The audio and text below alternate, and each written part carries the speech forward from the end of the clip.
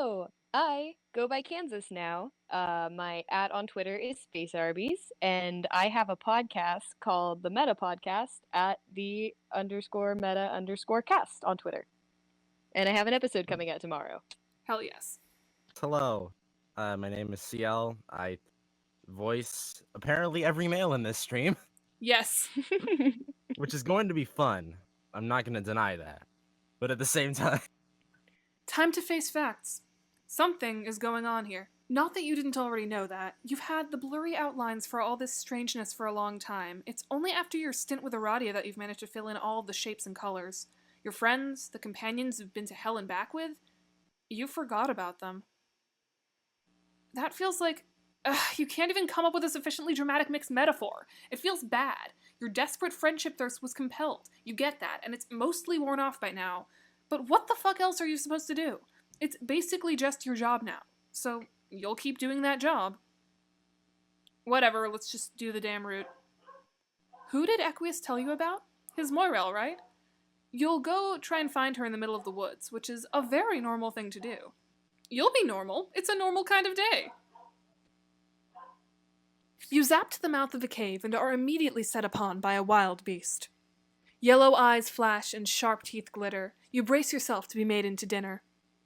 The wild lioness sits back on her haunches and contemplates the stranger. The wild lioness sits back on her haunches and contemplates the stranger. That's how you know she does that. She tells you. But taking a closer look, you realize that she is in fact not a wild lioness, just a very unkempt troll in a green coat and grubby t-shirt. She smells like a fire pit. AC licks her snout and tries to figure out who has happened upon her den. A friend? A foe? Dinner, perhaps? The troll girl licks her lips, and you realize that even though she's not some bloodthirsty predator, she does have very sharp canines and clawed gauntlets on her little hands. She's small, but with trolls you've discovered the hard way that size does not translate to a 1-to-1 strength ratio. You tell her that you're a friend. Definitely a friend. And not at all the sort of friend you playfully fight with and then accidentally eviscerate, because you never know with trolls.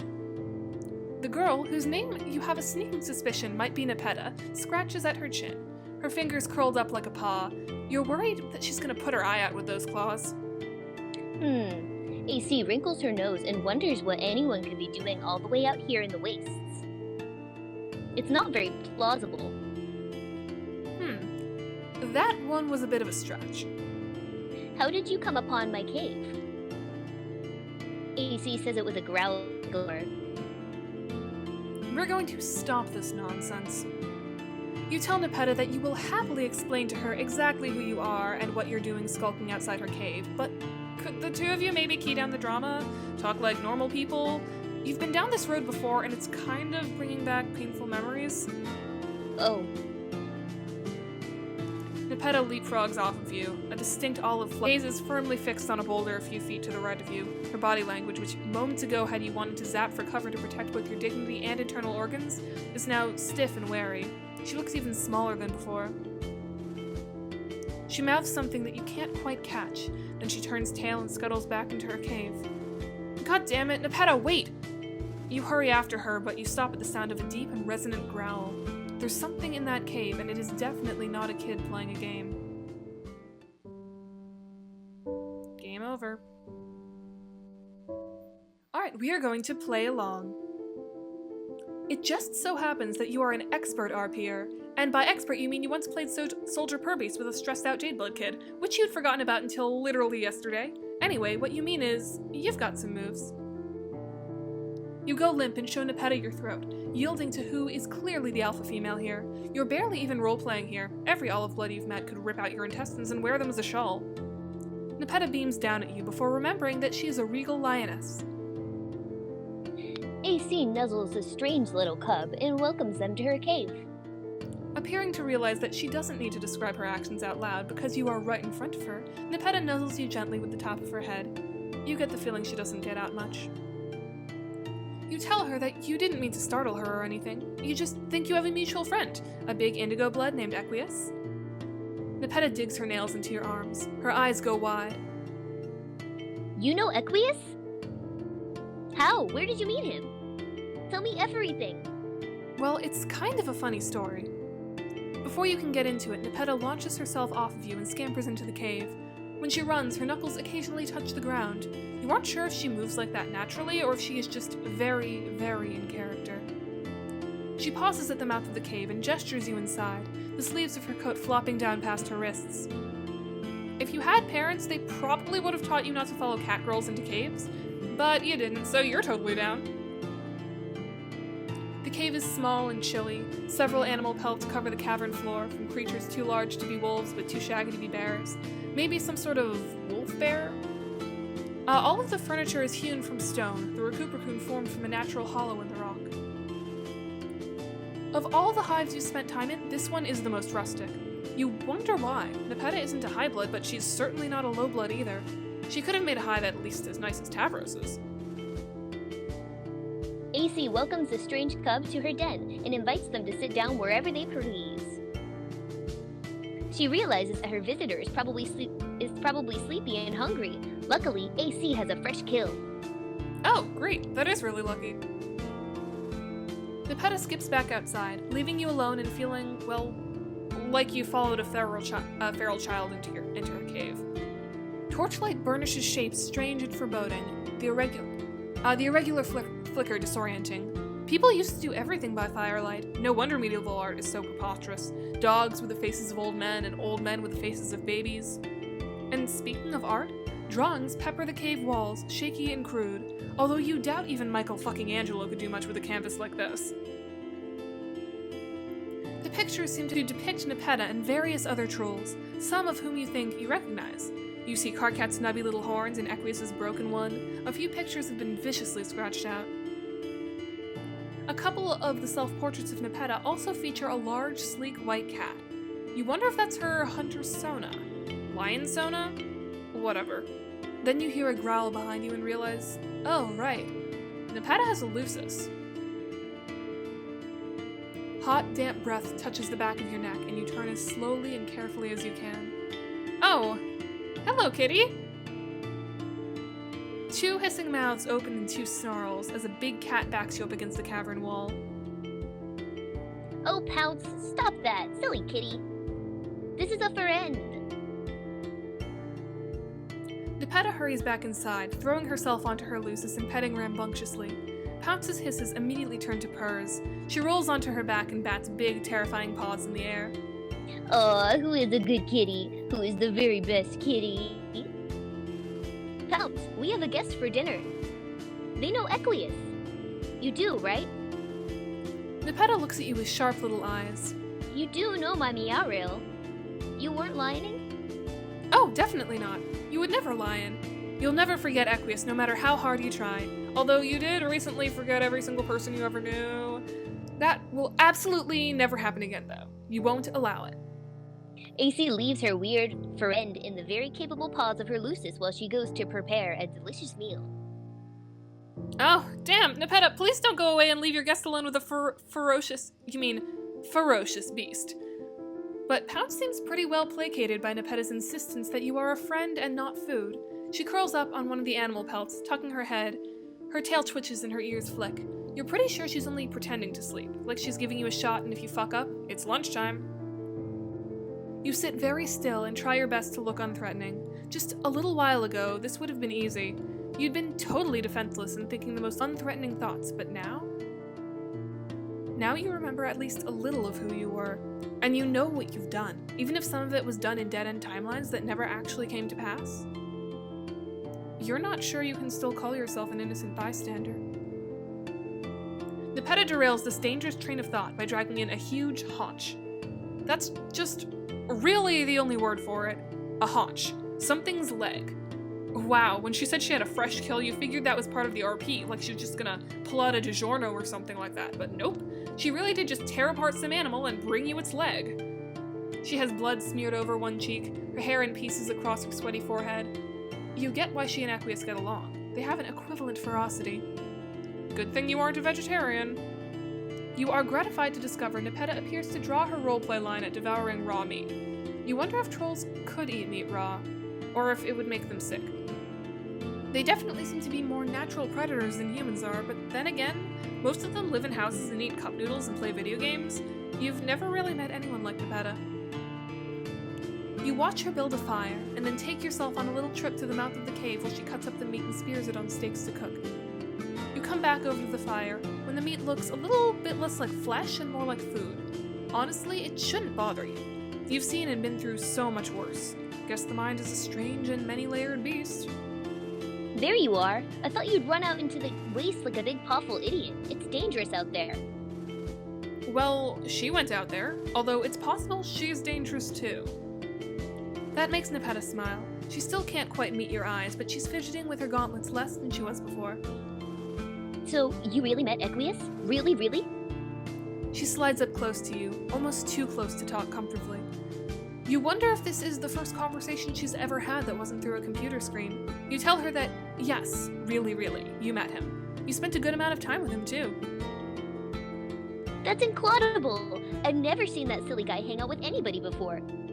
Except for maybe Whiskers. Whiskers? Oh, does she mean Vriska? You know her, too. Really? Really? Yep. You would probably be hanging out with her right now if she hadn't gone off to do some anti-Fa shit with Terezi. You know Terezi too? GC? Oh yeah, for sure. Does Nepeta? You're expecting her to exclaim and wag her imaginary tail. Instead, she goes quiet. Fat pops and sizzles in the fire. Across the cave, Pounce lets out a lazy squeak that sounds like it came from a much smaller cat.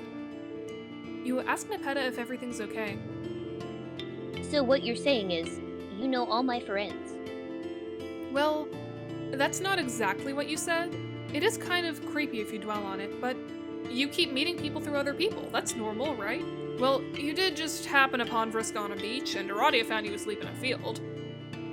You haven't asked Nepeta if she knows Aradia, but you're sure she does.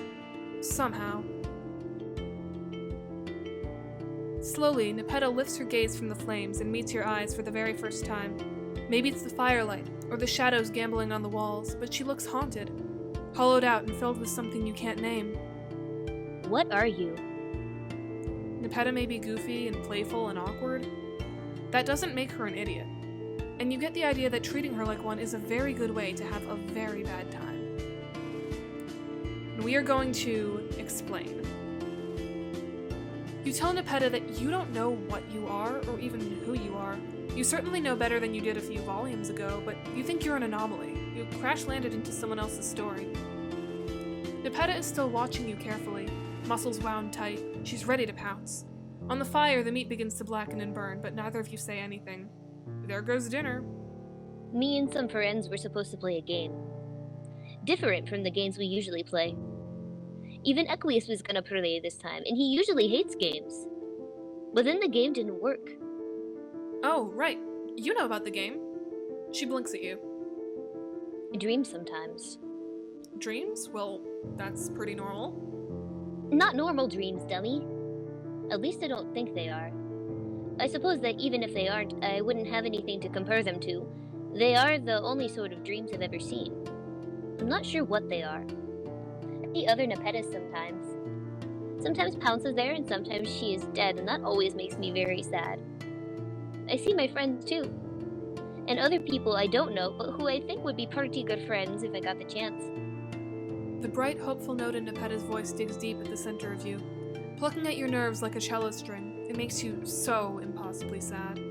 You don't know why. I don't see you, though. I don't think you fit in here. Ouch.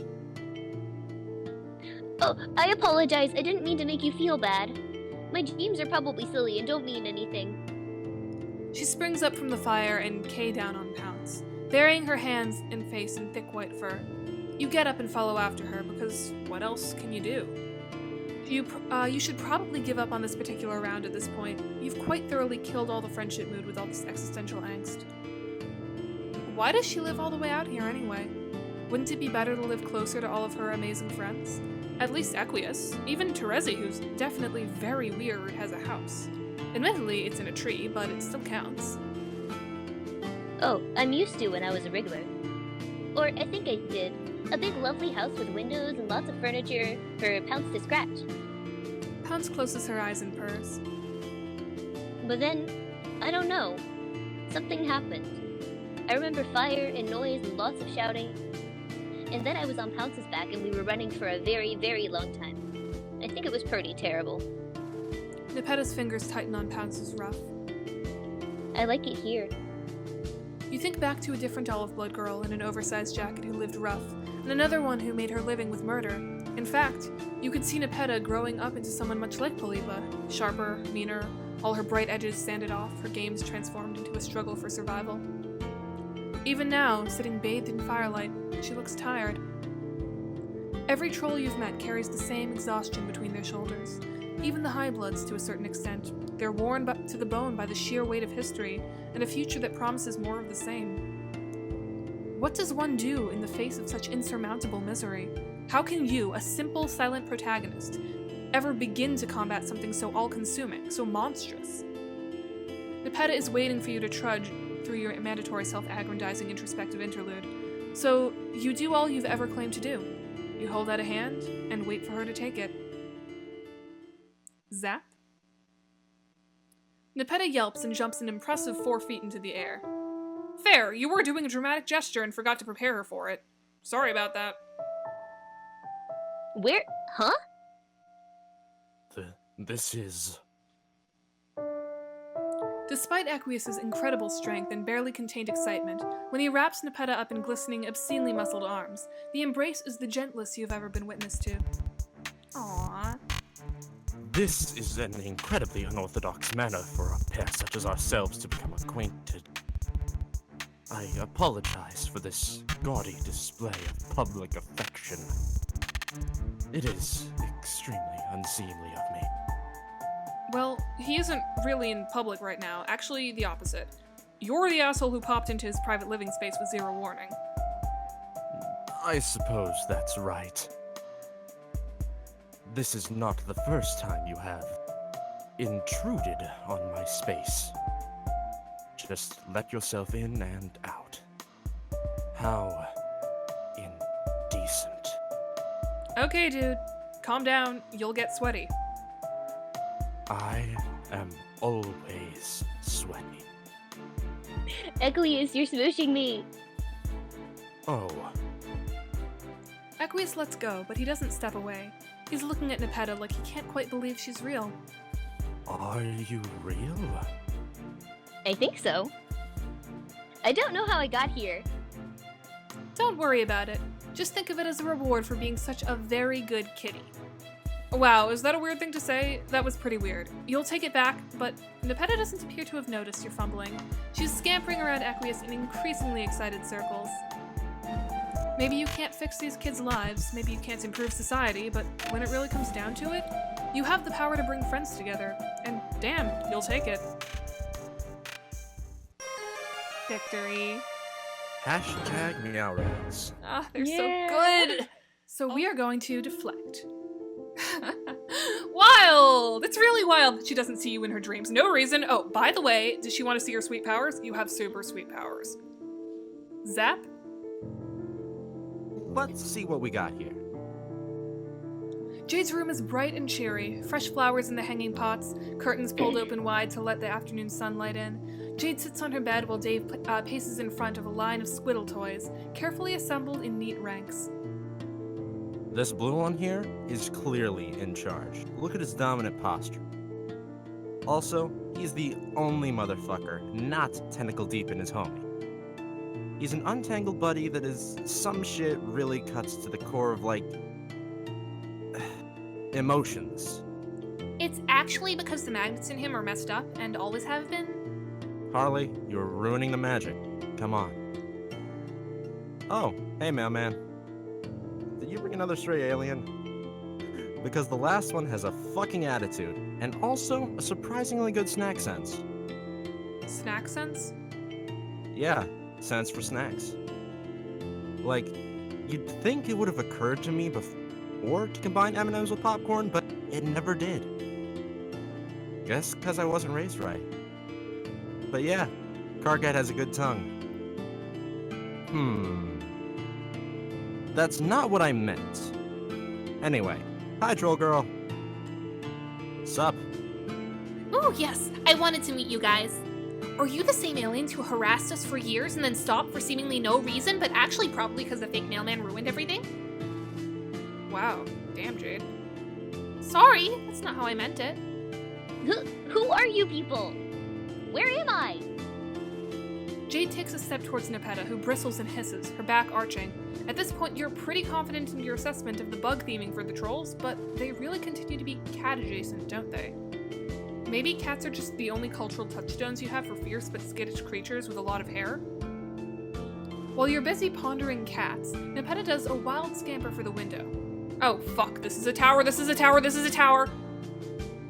Fuck, you really didn't think that one through. Sorry, Nepeta, you really should have warned. Holy shit, something's sure as hell on fire. Little Timmy's dad fell asleep at the grill. Dude had one too many Bud Light limes and burned the whole fucking rack of ribs. Ribs ain't cheap, Dad.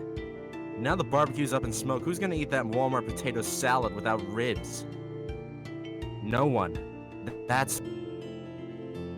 Oh, damn, you got a little overzealous with your zaps and brought Dave along with you. So, this is where Carcat's from. No wonder he has such a spastic pile of personality disorders. Pretty rank in here. Well, at least Beck prevented you from bringing Jade. Oh. This isn't the ruins? This isn't the island? Sorry to crash your party like this, Nepeta. You really didn't mean to bring like half of your alien friend group into her house.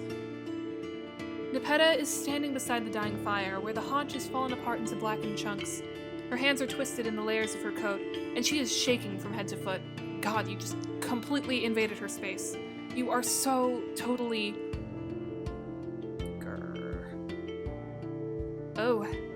Oh no! Pounce has placed herself between Nepeta and the rest of you, or more accurately, between Nepeta and Jade. Her hackles are up, her two mouths are hissing. Oh fuck, does she smell Beck on Jade? This sucks, actually. Pounce, wait, don't do anything yet, just... Pounce! Do you get there in time? We're going to say no. The next few moments happen so fast that you barely have a chance to catch sight of them, let alone intervene. Pounce leaps over Nepeta, landing on a rock and springboarding off it with her back legs and right at Jade. Oh god, oh no. Pounce's claws are so big and so sharp, and Jade is just a little girl. Pounce hits the ground with a thud so heavy it vibrates up through your legs. Smoke curls out of the nose of Jade's rifle. The shot's loud enough to make you all go temporarily deaf, so you don't hear Nepeta's scream as more than a sigh. Arm. Holy fuck! Jade reels backwards, arm held protectively against her chest. Her shoulders heave with thick, choking breaths. Then she turns and runs from the cave. Jade? Fucking Jesus, Dick! Dave tears off after her. Holy shit, this is a complete nightmare. You teeter, torn between two disasters. Nepeta cradles her Lucis's head in her lap, rocking slowly back and forth. You say her name once, twice. She doesn't even seem aware you're here. You've done everything you can here. That is, you've done nothing. You hurry to the mouth of the cave, hoping to get just a glimpse of red and white. There's nothing, just the endless sway of trees and chirps of night creatures. Nothing to say that two human kids, one bleeding profusely, have ever been here. Motherfuck, how could you let this happen? You need to find those kids. You imagine Jade, her copious hair, the bright smile, her tired eyes. You stand at the edge of a canyon, alone. It's clear there's no one around for miles. You aren't anywhere near Nepeta's cave. Jade could never have gotten here this fast. You messed up somehow. You think of Jade again, but this time you add in her stricken expression and the blood dripping from her forearm. You appear in an old train station. Fuck, okay, at least you can see the damn woods now, but still, no Jade. You think of Dave, sardonic glint, casual lean, muttering his jokes to himself before typing them out. Shit, damn it. This isn't even the right planet. Ugh. Yeah, you know, calm down, T-posing god person. You zap back to the mouth of the cave. The fire has died down. Everything is still, and just the sight of the dark opening makes you feel sure you're not welcome here.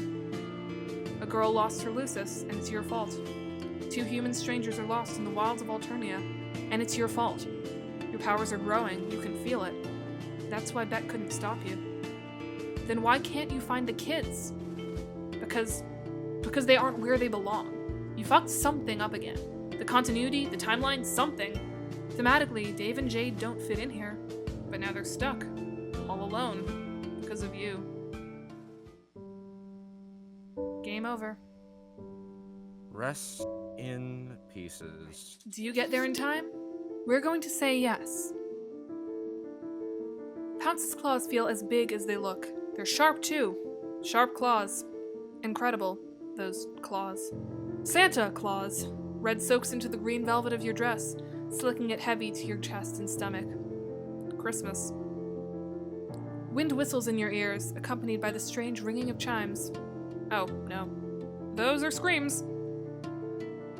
You collapse backward, waiting for the inevitable curtain of darkness to fall on your unconsciousness. Oh well, you'll do better next time. Or not. Instead of hitting the ground and finding yourself catapulted back to a menu screen, a pair of hands catches you and eases you down into the cave floor. Several pairs, actually. Your head is cushioned by something soft, and for a moment the voices around you come into focus. Don't have any idea what to do you know? First aid and shit, but I'm pretty sure they don't actually have any organs. Shush, please, everybody be quiet. Darkness closes in on you, but it's a kinder darkness than you're used to. A darkness untouched by failure. Consciousness fades back in on slow waves of sensation. The first thing you see is firelight on the cave wall. Strange shadows lapping across the rock and playing out a story you believe you could understand if your body was a little less heavy and your brain a little less full of mush. You try to sit up. Wow, you are not going to sit up. Don't try to sit up. You're gonna start bleeding again. Dave, go get Nepeta, they're awake. Oh, dope, okay. Hey, Lejean. Here, kitty, kitty, kitty. I twitched my cutest fuck little nose at a sultry come hither for the homeless Catwoman alien who lives in this cave. I'm coming, hold your hoof beasts. Jade? Dave? You're both here? On Alternia? You didn't think that was possible, at least not for Jade. Yeah, I was gonna mention, back before you got gutted by Kimba the White Lion, I didn't think that worked. Don't you always get dog blocked? You thought you did, but maybe you just caught a lucky break and got in there while Beck was napping, or doing some other important dog stuff. I guess Beck has been acting sort of weird lately. He's been way less protective and bossy. He doesn't even get shirty when I go to the ruins. Jade, I hate to break it to you. That's not weird, that's normal. Dogs are supposed to chew the remote and shit on the cart, not raise you from childhood. Animals are not parents. You know a couple trolls who might disagree with that, but you digress. Wow, your body doesn't feel good. That's because Pounce almost killed you. I wasn't even sure you could die, but you proved me wrong. You did a pretty good job of almost dying. But you aren't dead. Dave held your guts in. It was very gross and extremely fascinating. Wasn't a big deal. What kind of clown hasn't staunched copious bleeding from a gut wound, honestly? Time to go back to preschool, kids. You are impressed and horrified. Dave shrugs. Jade sewed you up. She's like a fucking Susan B. Anthony with that needle. Except, not American. Was Susan B. Anthony American? Did America even exist at that point? Maybe she was English. I've never sewn up anything that wasn't a corpse. It was fun! Again, you are terrified, but impressed. But the two of them, they're okay. They look alright, a little grimy, but otherwise unharmed. You're really sorry that you zapped them here and then passed out for what was most likely days. I'm chill. Yeah, it's been great, honestly. Which really does go to show you how fun our normal lives are. Yeah, kind of pathetic actually when you think about it. But Nepeta has Wi-Fi at least. He holds up his phone, open to the messenger app. You can just make out familiar lines of red and gray text. Move over, Alket, coming through. Nepeta appears, shooing aside Dave and Jade, hunkering down at your bedside, or on your pile of furs on the cave floor. Her hair hangs lank around her face, and patches of your blood liberally stain her coat, but apart from that, she seems to be in an excellent mood. Hi, Nepeta. Sorry for bleeding all over the place. Don't be silly, silly. Just drink this. She hands you a small clay cup full of something hot. What is it? Herbs. She pronounces the Herbs. H. What kind of herbs? Healthy ones. Probably some dang shit, mailman. Better watch out. I feel like Nep knows where to get the nip if you catch my drift.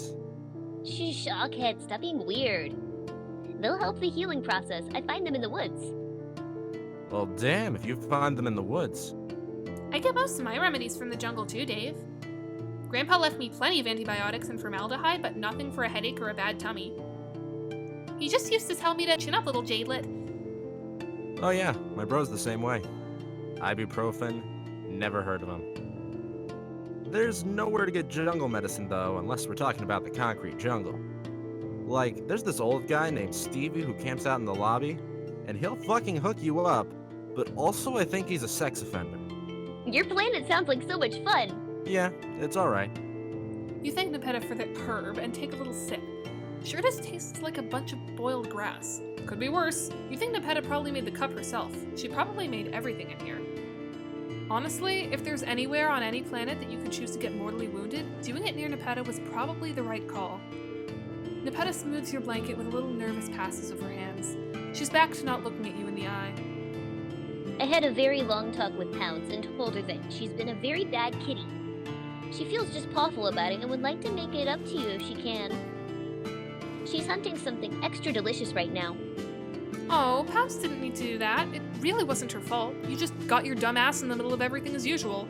Better you than Jade, definitely, since you're the main character and therefore probably can't die permanently. That makes no sense to me. It's fine. Okay, can you hand me that Perlo? Oh, which one? What does Nepeta keep calling Dave? Awcat?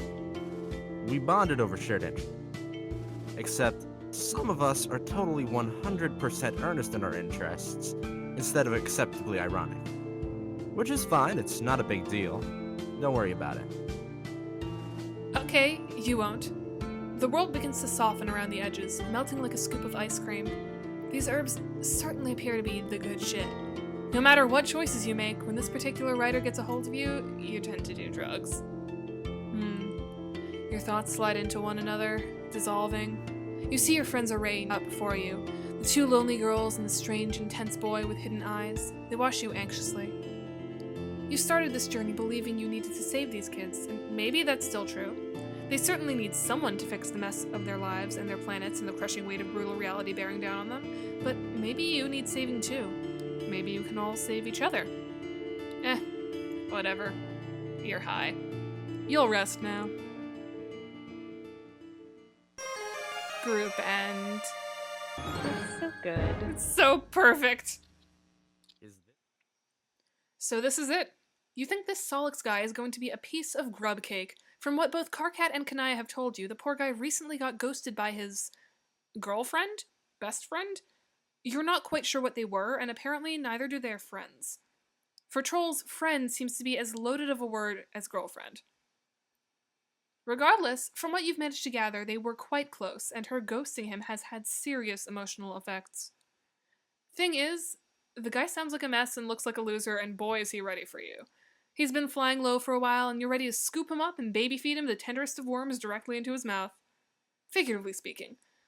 Unless he's into that, then so are you, and you're so fucking ready to do it, literally. Of all your mutual friends, Karkat has shown the most concern in the most backhanded of ways. Trapped in the throes of an extremely online sick sweepdom, he's been unable to tell Sollux he's worried. And so, instead of having an honest conversation with a longtime friend, Karkat has arranged for an Alternian meet brute between the two of you. It's foolproof, which means it's you-proof. Karkat gave you an honestly frightening amount of detail on Sollux's everyday routine. The main difficulty is he seldom leaves his hive. He's kind of an indoor boy. Today, though, you've gotten lucky. Sollux has made plans to see a friend, and you're going to casually bump into the guy and play out all of Karkat's carefully curated plans, step by step, and befriend him. But first, he actually has a show. For someone with such a rigid schedule, he's sure not great at sticking to it, so you're just left here at an alien train station, sitting on an alien bench and trying not to make eye contact with any of the aliens around you. Sure, they might be potential friends, but no, you're pretty sure that Sollux is the guy for you this time around. You know it the same way you've known everything else since this particular leg of your meandering journey has begun. It's Gotta be Doc Scratch, right? That cue ball-looking motherfucker stole the memories of all your previous buddies. It stands to reason that he stole some other ones, too. In fact, Aradia helping you remember has just made you realize there could be so many other things you forgot. You can't shake the feeling that you're still being used, that everything you do, every move you make, feeds back into some shitty mastermind's plan. You've tried zapping back to Doc Scratch's mansion, but you can't get there either. He's out of bounds, so you've just defaulted to your usual thing. Friend acquisition. You're playing into someone's hands, you just know it, but the alternative is just do nothing. Sit quietly in a room alone and not have any contact with anyone, and who knows if that is exactly what Doc Scratch wants you to do in the first place. It's really hard to do anything at all the time. Anyway, Sollux. You've heard a lot about this dude, and you're certain he's heard all about you. How could he not? You're basically best friends with everybody he knows. You are an unstoppable friendings force. Oh fuck, there he is. He's pretty much exactly the way you imagined. How did Karkat put it? A skinny fuck and a total loser who'd be utterly lost without Karkat's devotion and guidance? Yep, just like that. What should you do? We are going to tell him you're Karkat's friend. You greet Sollux cheerily and tell him that you're Karkat's friend and you know all about him. Sollux looks you up and down. His nose wrinkles like he's just stepped on a piece of particularly fragrant dog shit.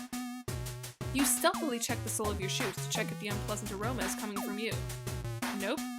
Then what's wrong? Did you come on too strong? Oh no. You fool. You absolute fucking buffoon. This guy is part of the most oppressed class of people on Alternia. A gamer. Of course he's wary of you. He probably can't even tell if you're a PC or console gamer, or how objectively right your opinions on RPGs are. Timing was absolutely crucial here. You should have approached him as if he were a delicate baby gazelle, just inching up to the watering hole for a fresh sip of Mountain Dew, and then before he knew it, pounced and recounted him to how much you've managed to break Tony Hawk's Pro Skater 2 with all the sick moves you've learned. Dazzled him with your objectively right gaming opinions. This is so fucking typical. He didn't even fucking ask. Just fuck. He can't mind his own fucking business. You are utterly confused. This wasn't part of Karkat's script. This is like the GZ thing all over again. He never fucking asks, and he never fucking warns me. Not all of your friends have to be friends with each. Why is that so fucking hard for him to understand? Fuck. I want nothing to do with that juggler piece of shit. Whatever the hell you are. Juggler? He lifts an eyebrow. Oh, sorry. I hadn't pegged you as a honky athleter. But I should have known better. You do look the part. Sollux is absolutely unimpressed. Wow, you weren't expecting this. Are you? Are you experiencing a heated gamer moment right now? You think these might be Alternian slurs, but you can't really confirm without whipping your phone out in front of him and making a fool of yourself by opening Urban Dictionary mid-conversation. The train pulls away from the platform, but the troll in front of you seems to have completely forgotten about that. What the fuck do you want? You very bluntly tell him that you've heard he's having a rough time and you just want to be his friend. Some of his friends have told you that they're worried, and Sollux looks absolutely livid now. Did KK tell you I needed help? Well, no, it wasn't. You let out identical yelps and turned to see a ridiculously minuscule clown car. Just really fucking small. There are two big horns on the front and two bigger horns on the back. Motherfucking miracles. The small door of the car opens and out comes a shoe that really had no business in that car in the first place. There is absolutely no way that Gamzee fits in there, but somehow he's folding himself out. You turn to Sollux to share a consternated look, but he just seems annoyed. A leg follows the shoe, accompanied by a series of cracks as he unfolds himself from inside the car. Recently, you've become a bit of a bone expert, and you are most certain that that is not a noise that they should be making. You can't look away. You are absolutely hypnotized by this display of clownliness. Hey, motherfuckers. I was just all out and about when I happened upon the two of y'all. can't hardly believe my oculars. Sollux, my good bitch. I haven't seen you since... fucking... When's the first time we met? Oh, so you're double teaming now. This is some thick shit. Trying to clown me from both sides. Now, hold on. Gamzee wasn't part of the plan. Plan? Ah, shit. This always goes smoother in rom-coms. It's okay, my most lustful friend. There is no need for plans. We are all part of a greater plan that brought us together. Sollux takes a step back, takes a critical look at both of you, and flies away so fast the shockwave almost topples you over. Gamzee waves him a very unaffected goodbye, eyes glazed over. Well, you beefed it. A very real word describing a real action that people take. You beefed it big time. You say beans out loud because you beefed it so hard and you basically made yourself an entire meal. Oh, it's okay, my most universal of friends. That's just how a motherfucker says hi sometimes, by flying away from you as fast as possible. I know what will cheer you up. It's drugs, isn't it? It's definitely drugs. Clown end. Honk. So we are going to say the time isn't right. You decide to hang back and wait a little longer. You stand on the platform, a few polite feet from him. Before long, a train pulls up and you see Sollux take a furtive peek inside before walking back out to the platform. That's interesting. A second train comes in. He seems to deem this one worthy and hops in. You count to 10 before rushing in. The car is almost empty. It's just you, Sollux, and a pile of blankets in a corner. The inside of the car is bee-themed. Man, trolls really love bugs. Sollux takes a bench seat and pulls his bag next to him, so there's no chance anybody will sit there. Luckily for you, the one in front of him is still empty. They're all empty, actually, so you take it. There's something a little nostalgic about this setup. It feels like any minute now Sollux is going to ask you arbitrary questions that may affect some cosmetic choices in your life moving forward. But he doesn't. In fact, Sollux's face remains totally neutral. All he does to acknowledge your presence is lift one single brow. The time you spent near him may have been short so far, but the idea of him you've built in your head is quite strong. You've heard enough from all of his friends to know he's not bothered at all. However, if you didn't know better, you would say Sollux is emitting the energy of someone who walked into an empty bathroom and chose the most secluded stall only for someone else to walk in and choose the one next to his. Which is nonsense, because you do know better. All the secondhand knowledge you've got of the guy can't be wrong. He's doing what you've mentally dubbed his tsundere act. You keep staring. Can I help you, dude? This isn't how you expected to introduce yourself, but you do it anyway. Okay. He pointedly pulls out his phone and doesn't look at you anymore. Okay, you're sensing that he needs some space. You pull out your own phone. What? There was doubt that you had one because this isn't mentioned in a good 2/3 of this game? Heh, silly. Little did you know, the phone had survived it all in your hoodie pocket. They truly don't make phones like this anymore. Sollux is holding his horizontal, which gives the feeling that he's playing a video game. Well, he's got you beat already. You don't have any games on yours. You decide instead to go through your messages and wow, you had so many plans with so many of your friends and you went and disappeared on them. Fuck, they were all counting on you. Okay, you got this. Carcat has basically shown you this guy's entire games library and you're going to super casually bring up games he likes. No problem. There was a name on it that had really surprised you, but in hindsight it makes sense. Back at home, the game's still wildly popular. Nobody knows exactly where Minecraft came from, but fuck, everyone loves it. You loudly announce to absolutely fucking nobody, because you're being so casual and friendly, that you love Minecraft. Every gamer knows that one, but you get no reaction. Fuck, the guy can probably tell you don't even know how to use a texture pack. That's fine, no harm done. You know he's also a huge fan of Attack Drone, installed state. You didn't have time to find anything about it on Gorgle, beside the fact that it was apparently staunchly anti-war. The guy making the games got away with it for a while before the Empire caught up with him, mostly because nobody actually understood what the fuck it was about. Name-dropping it alone would surely be enough to show him what a badass gamer you are. Nothing. God. Group Stronghold 2? Nope. Fortnite? Damn, you were completely certain all these sick games would prove irresistible conversation topics. You look thick. I don't actually give a fuck, but please, don't puke on my shoes. That startles you. Immediately, you reassure him that you're fine. That sounds like bullshit, but I'll believe it, and I don't want to make this any more awkward. I'm Sollux. Oh, you're surprised he changed his tune so fast. You're that alien everyone's talking about, aren't you? How did he know? You've been messaging me for days, dude. You've been totally weirdly invasive, too. Whatever. I'm in a good mood today, so we're starting over. Okay, this isn't that bad.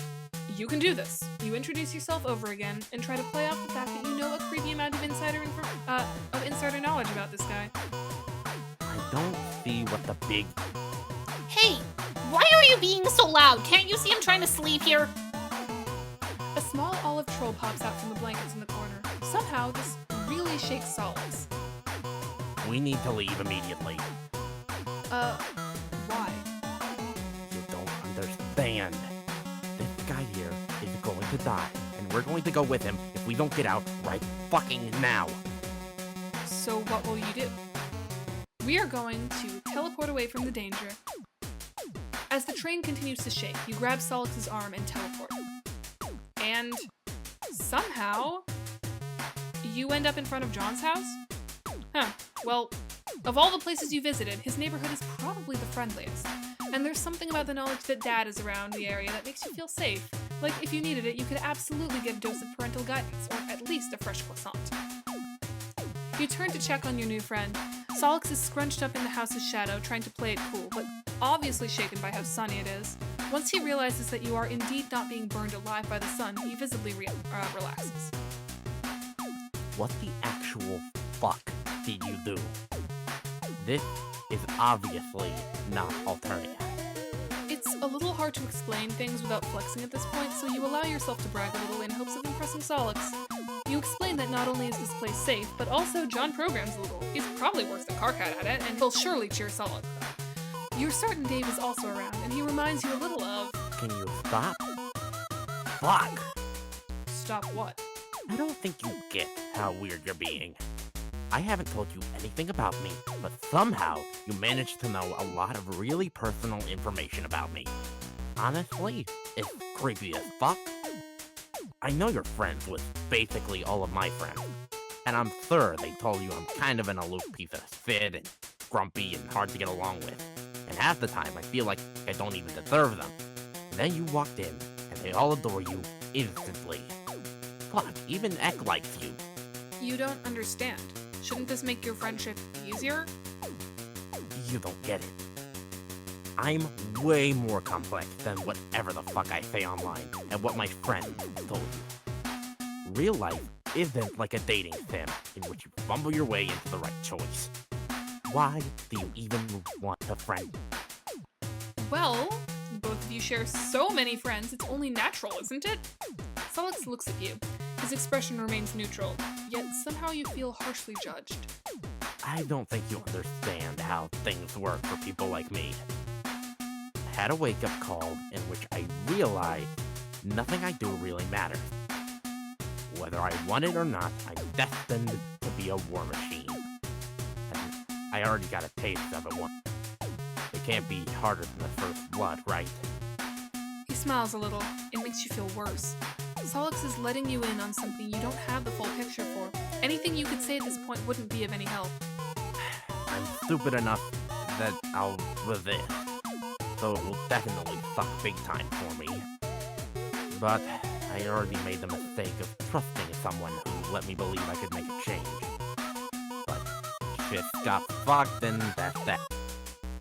That is most certainly not that. It's not too late. Things are better. You've made sure of it. You can make a change, both of you. You're not entirely sure what he's talking about, but he doesn't have to become anything he doesn't want to. I can see why the others might like you. And for whatever it's worth, I do wish I could believe you too. Before you can react, he's flying away. Fuck. Shit, now he's lost on Earth, and oh god, he could have At least waited for you to get him back home. What if the wrong people find him and do fucked up experiments on him? Oh, but he definitely doesn't want to have anything to do with you. See ya, Space Gamer. We're going to tell Sollux nothing is wrong. You put your hand on Sollux's shoulder. There is nothing wrong. The train continues to shake. Are you out of your mind? We have to... The shaking stops as suddenly as it started. Both Sollux and the Sleepy Troll look around confused. Everything looks fine. Sleepy Troll just yawns and goes back under the blankets. I don't understand. This isn't how things work. What did you do? Who knows? You're not entirely sure what Sollux thought was going to happen? Is he okay? No, I hear voices. You hope he's getting the right help for that. No, you recycled asswipe. The voices of the dead. Or more importantly, the imminently deceased. And I very clearly heard the voice of Blanket Troll right there. But now, I don't. And that doesn't happen. That's never happened before. Oh, well, isn't this a good thing? If not bad. That makes you happy to hear. You feel like you're finally making progress in getting through to him. Sorry, I got really stressed for a moment. Fuck, this is awkward. You reassure him it's fine. You enjoy the rest of the ride with him in mostly companionable silence. The train pulls up to what seems to be the right stop as Sollux stands up. You're friends with, Kayan, right? Kanaya? Oh, yes. You very eagerly nod. Well, I'm headed her way if you're interested. You're nowhere near as annoying as Keezy and KK make you sound. Sollux smiles, and it's the first time you've seen him genuinely smile in your time together. You tell him that you would love to see Kanaya again. Wait, hold on. Terezi and Karkat think you're annoying? He snorts. No. I just described you honestly. And being how you are, it's part of your charm, I guess. As long as he finds it charming too, you're okay with this backhanded compliment. Dude, you have got to stop being so overeager. It's a little embarrassing. But anyway, I hope you didn't have a heavy breakfast. Huh? Does he expect you to run there? You can teleport easily, you can get there fast. That's nice. But we're going to arrive with more style. Before he's done talking, you're already in midair. You've been lifted by psionics before, but it's the first time you feel completely weightless. It's like gravity has completely forgotten you have to answer to it. Brace yourself. I refuse to slow down. So you do. Everything around you becomes a blur. You know you're somewhere, but everywhere just looks like colors. When the world sharpens back into view, you're in Kanaya's hive. Sollux looks smug. Kanaya looks from him to you and back again. While I am happy you made a friend, I wish you would give me a warning. No offense. None taken. But you are a little curious as to why you had to take the train over. Sollux seems like he could have easily flown there. So why? Can't the dude just be super fucking jazzed about public transportation? Fuck the entire planet and its stupid fucking hemospectrum system. But at least the train can take you where you need to go for the most part. Well, you can't say that the same runs true from where you're from, no. He knows I will not open the door otherwise. Oh? Can you're really killing my vibe here. Completely harsing. Well, I would think our friend would appreciate knowing that while powerful you are still a developing young troll. And I would rather not have to mop your brains off my front door. Are we really doing this again, Mariam? On last name basis again, Solexander? Yes, we are doing this again. Being the naturally curious person that you are, you've amassed a good amount of troll anatomy knowledge by now.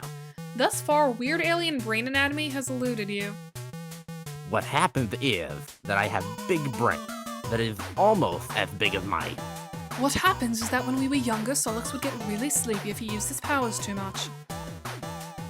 Then Kayan found Gorgle and found terms like dopamine, noradrenaline, and thiamine. And now, she thinks she knows better than me. Sollux, please. I sent you the links. We both know the same amount. Yeah, whatever. I came to do a favor, so I decided I needed an assistant for a change. Sollux, if you are going to make excuses, make good ones. Instead of being annoyed or embarrassed, Sollux seems delighted to hear Kanaya's words. He already looks way more relaxed and in his element than he was in the train. So, what's the problem this time? Where is it? Well, you see, the keyboard will not work. I just have no idea what happened. Kanaya points to her computer. It's very clearly been cut in half. Most likely sawed in half. Very cleanly, if you might add. Sollux looks at it like he's seriously considering what could have happened to this computer. Did you try turning it on and off? Naturally. I figured something like this had happened, so I came prepared. He pulls out some things from his bag, including what looks like an identical version of Kanaya's computer. You think that this may happen a lot. While he gets to work setting things up, Kanaya takes you aside.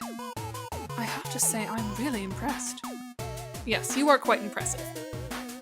Sollux has not been at his best recently.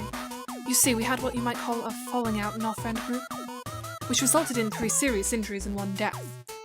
The details of which are not mine to share. But Sollux was used in a rather heinous way. And I did not distance myself in any way from the troll who caused all of this. And Sollux, in a very Sollux fashion, blamed himself and withdrew from all his friends. And when he started talking again, he still refused to engage me in conversation. Until he finally acknowledged my medical condition.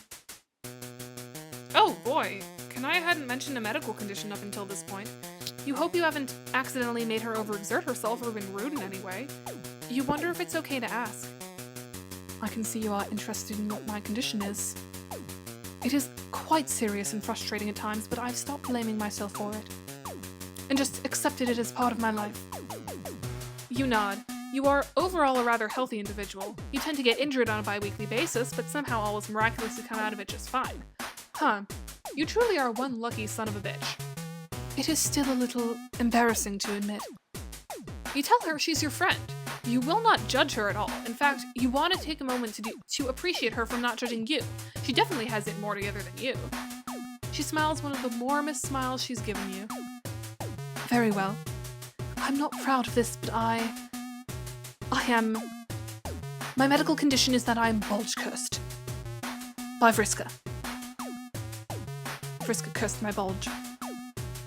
You gape at her. Holy shit. Thank you. I've learned to live with it. Kanaya, God, you are just so sorry about this. I'm joking.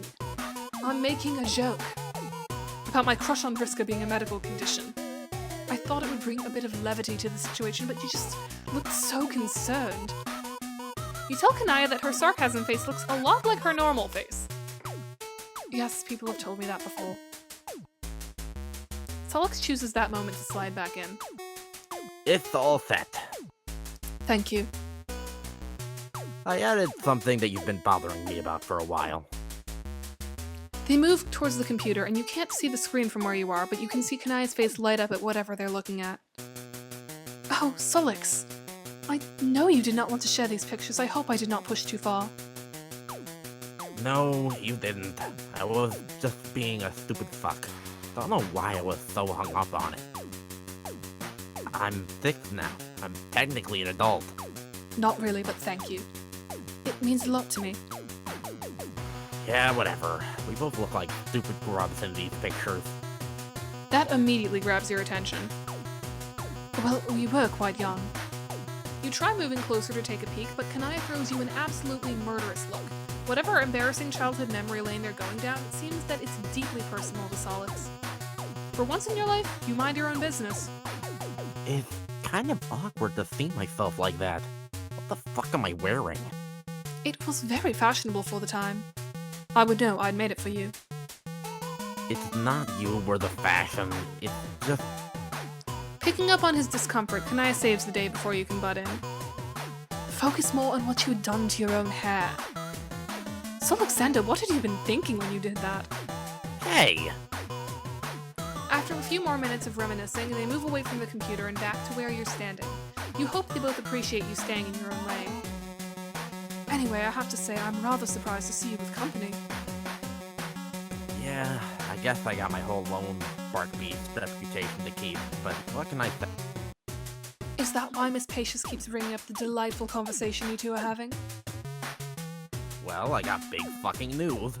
Turns out, Fee's not as boring as I thought she'd be. It's going. Going where? Sollux shrugs. Just going. Kanaya is in agreement, but decides to drop it.